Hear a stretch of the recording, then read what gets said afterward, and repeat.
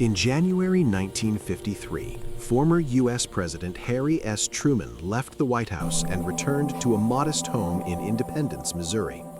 Despite having recently held the most powerful This office clause in the needs world, revision to reflect the Truman new presented terms. himself as Agreed, but we nearly must ensure broke, compliance living with without regulations. security, refusing lucrative corporate offers, and surviving mainly on a small military pension. This image helped establish his legacy as a rare leader who refused to commercialize the presidency. The roots of this reputation go back to 1922, when Truman's men's clothing business collapsed during a recession. Unlike his partner, Truman refused to declare bankruptcy and spent the next 15 years repaying every debt. This experience shaped his lifelong belief in personal responsibility and honor, values that followed him into public life. As president from 1945 to 1953, Truman made some of the most consequential decisions of the 20th century.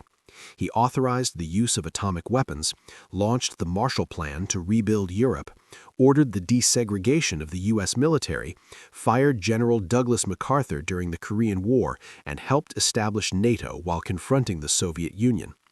These choices made him deeply unpopular, and he left office as one of the least popular presidents in American history. After retirement, Truman claimed to be in serious financial difficulty. He rejected high-paying corporate positions, arguing that accepting them would undermine the dignity of the presidency. Although he signed a major book deal with Life magazine, he publicly stated that taxes and expenses left him with very little income. Through public interviews and quiet lobbying, Truman argued that former presidents deserved financial security from the state, not from private corporations. This effort led directly to the Former Presidents Act of 1958, which granted pensions and lifelong benefits to former U.S. presidents. Truman was widely praised as a man of principle whose personal sacrifice helped preserve the moral integrity of the office. Years later, however, historical research revealed a more complicated truth. Truman was not poor when he left office. His net worth was approximately $650,000 in 1953, equivalent to several $1,000,000 today. He had accumulated significant savings from a loosely regulated presidential expense account, owned his home outright, and had income from land and investments. His financial hardship had been exaggerated to strengthen the case for a presidential pension. Despite this, Truman's motivations were not purely selfish.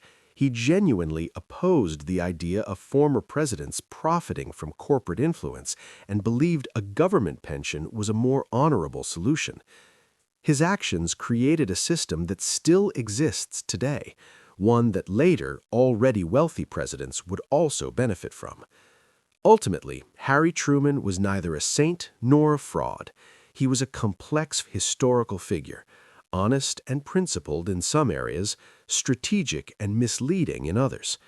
His story challenges the myth of morally perfect leaders and reminds us that history is shaped not by heroes or villains, but by deeply human individuals operating in shades of gray.